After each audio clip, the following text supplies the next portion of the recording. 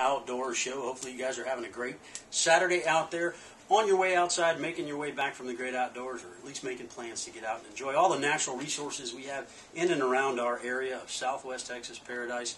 Today we got a special guest. Like I told you before we went to break, we're getting to visit with Guillermo Arriaga, hunter.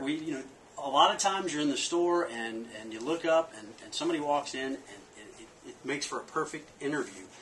Guillermo, welcome to the show. Thank you for taking time to do this today. No, thank you very much for the invitation. Well, you are certainly welcome, and I know hunters busy, a lot of times ready. Come on, let's go. I mean, we want to get out in the woods, and we know that. So thank you so much for doing this.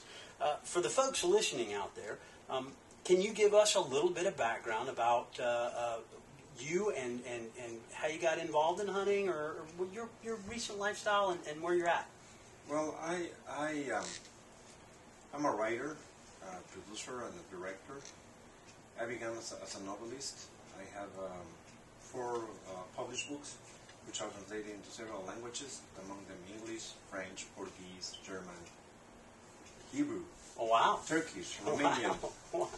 And the name is Guillotine Squad, A Sweet Scent of Death, and The Night Buffalo.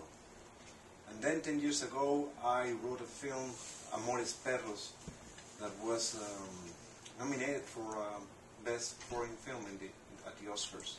Wow. Then I wrote a film called 21 Grams, who have Sean Penn, Benicio del Toro, and Naomi Watts. We got 2 nominations, one for Naomi Watts and one for Benicio del Toro.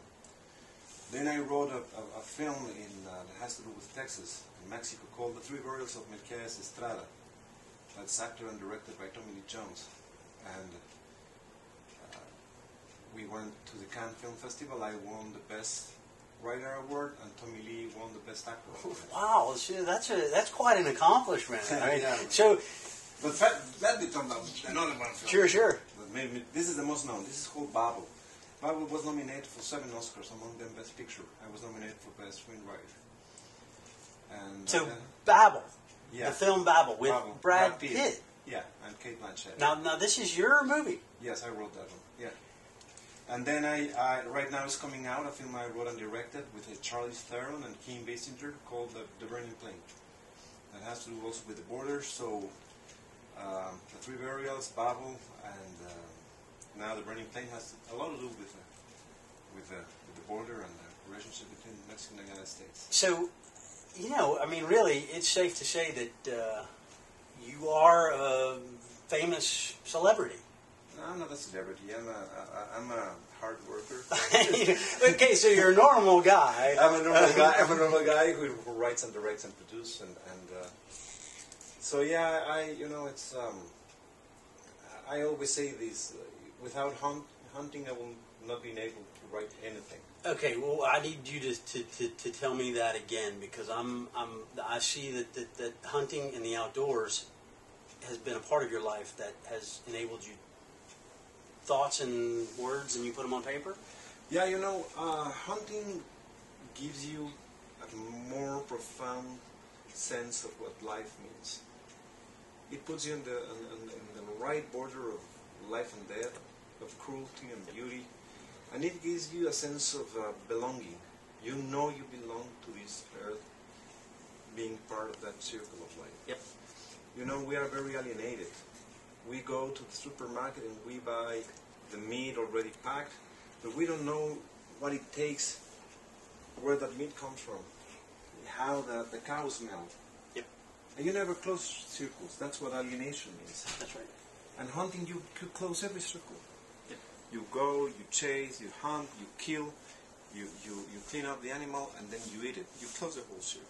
Yeah. And I think kids today, especially, not just kids, but adults, but mainly our younger generation, they don't have A, the opportunity, but B, there are lots of different things that are vying for their attention, and it makes it very difficult for them to get outside and understand that circle of life. Playing a video game, when the guy dies, they hit the restart button, and it doesn't, the alienation, they don't understand that in life, we take an animal's life and then complete that circle, like you said, which to me is a lost I don't know, it's not an art, but it's a lost. We're lost with nature, I think, with a lot of things. Yeah, I think that I always say human nature belongs to nature. Absolutely. Absolutely. And we cannot avoid that. We belong to that.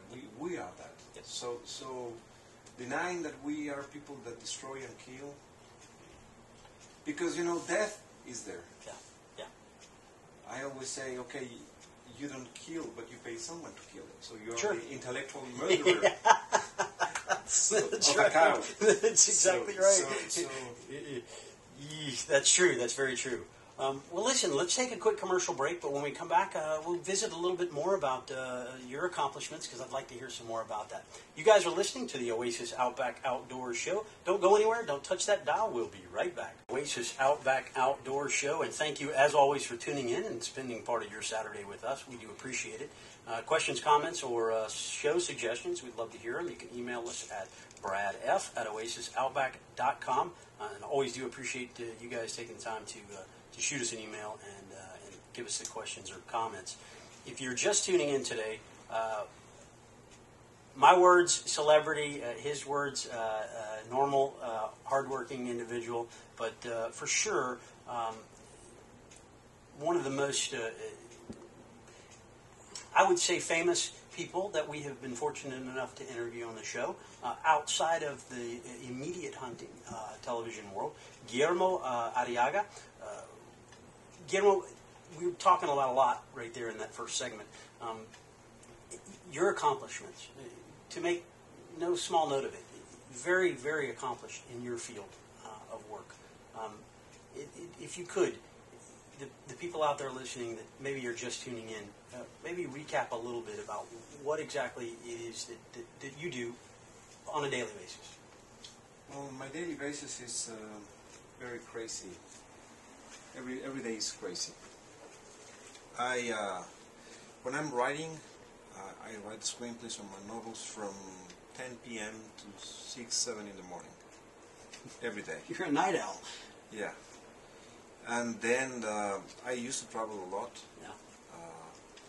This last year, for example, I went to Europe 11 times. I went to Japan, I went to Morocco, several times to South America, dozens of times to the United States, to Canada. So you don't know how my day is going to be. Sure. It's very weird, but I love it. And inspirationally, I know we talked about, you tie in the fact that, you hunt. Did you hunt as a young kid? I'm hunting since I was a kid. So, and my father wasn't a hunter. It's just something that I have in somewhere. It's the same with me. My father wasn't either, but somewhere in us it comes out. So as a youngster, you sought out ways to get outside and enjoy the resources. And you live in Mexico City, is that right? I live in Mexico City, but something very important for my parents was that every Saturday they took us to a museum, and every Sunday they took us to the outdoors. Oh yeah. Picnics, fishing, whatever. So that was the idea of my parents. Yep. Culture and outdoor life. It's amazing how